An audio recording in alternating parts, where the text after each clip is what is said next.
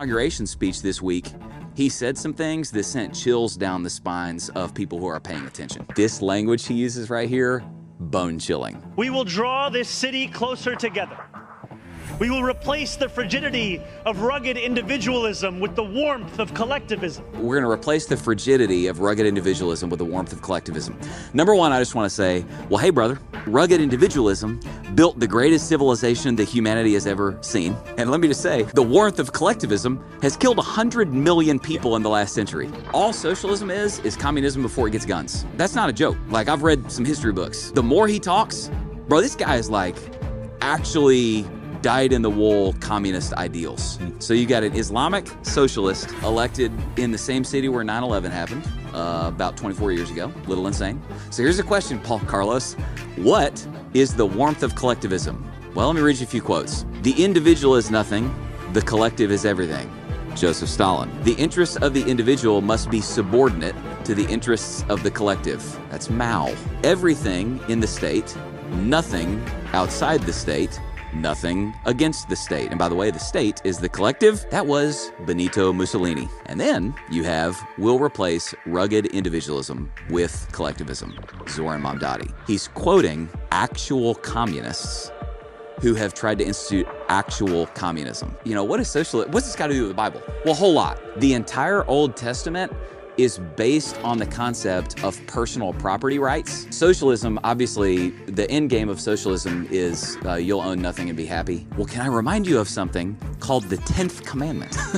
You shall not covet your neighbors, and then it lists a bunch of stuff your neighbor. So literally into the Decalogue, one of the 10 commandments is the assumption of personal property rights over against the state being able to infringe those things. The vast majority, if not all, of communist regimes, they're atheistic. So again, the big idea is once you remove God from the picture, there is no authority higher than the government. And once that happens, you remove God, the government becomes God. The government becomes the highest authority in the system. Christians have to learn to think and apply their worldview to governance. Here's why.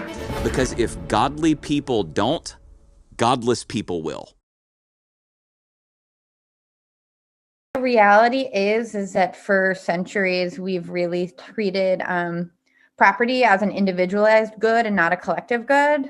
And we are going to transitioning to treating it as a collective good and towards a model of shared equity will require that we think about it differently. And it will mean that families, especially white families who are homeowners as well, are going to have a different relationship to property than the one that we currently have. This is the correct religion. This is the religion that all of humanity needs to be a part of, Islam. And we will not stop until it enters every home. New Yorkers have a constitutional right to protest. And when I'm mayor, we will protect that right. New York will always welcome immigrants.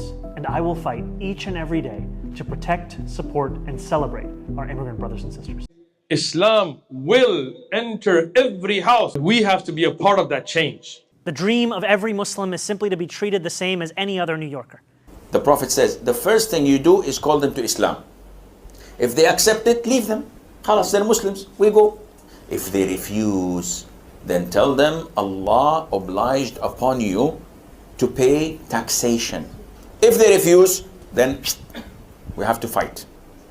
And if we fight you, then we capture you, you become our slaves, and we take your land, and you take where, because you refuse, I give you two good options.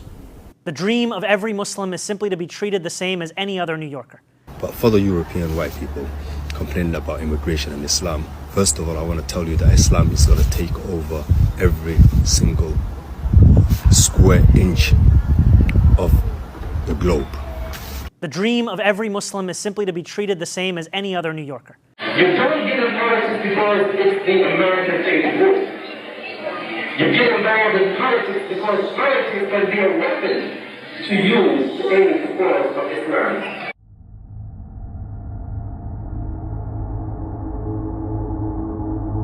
You get involved in politics because politics can be a weapon to use to aid the cause of Islam.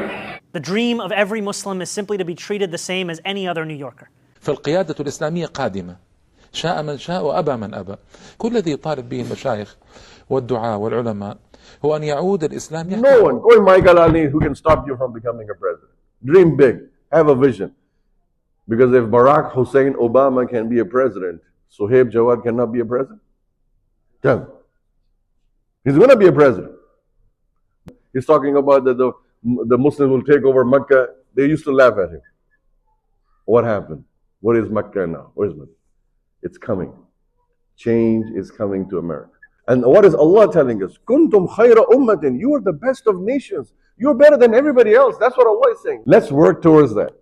Let's work towards a Muslim mayor.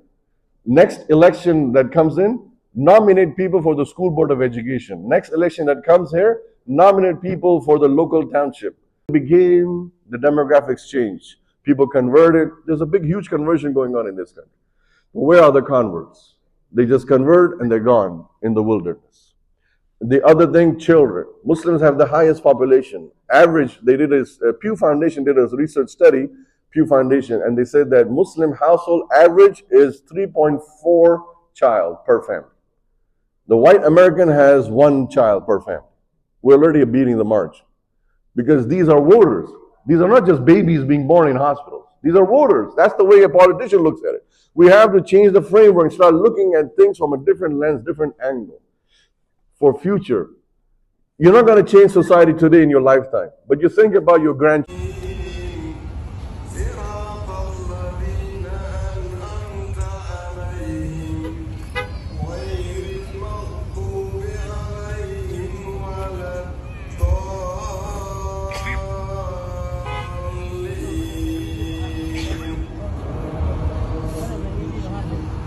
Know this, that Islam will enter every house. Every house. Don't worry about the Islamophobes. They can yap all they want. Their children will be Muslim.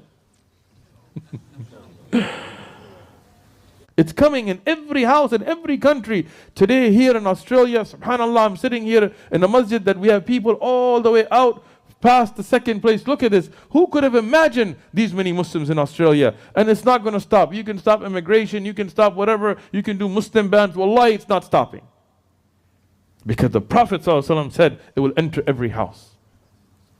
Who will take over? Just if we look at the numbers, of course we will take over. American melting pot. We do not want to melt into American society and disappear. We want to go into American society with Islamic ideals and revamp their thinking. We want to revamp them. We want to turn them into Muslim individuals. We shouldn't have feelings of a distaste for them or intolerance because they're potential Muslims. Education is one of the most important areas that Muslims have to address. And while our objective, our final objective, is not just to become part of the system that we experience now and that we see, our objective, our final objective, is to create our own Islamic systems, and not only create Islamic systems for Muslims, but to look at all the other people who are sharing this country with us as potential Muslims. And in that long-range process of making America Muslim, all of America Muslim. Oh, but okay, so if you don't like it here, go to your own country. How can you tell us to go? We're not going nowhere. We are here to stay. Like I said, we're not here to take part. We're here to take over.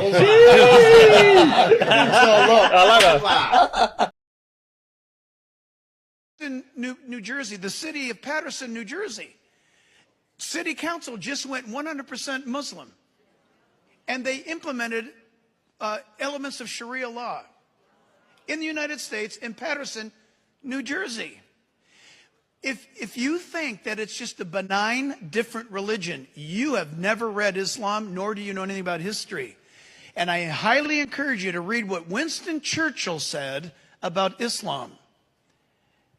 It will absolutely blow your mind. And sadly, Winston Churchill, nobody listened to him because now his country is gone. It's conquered. It's conquered.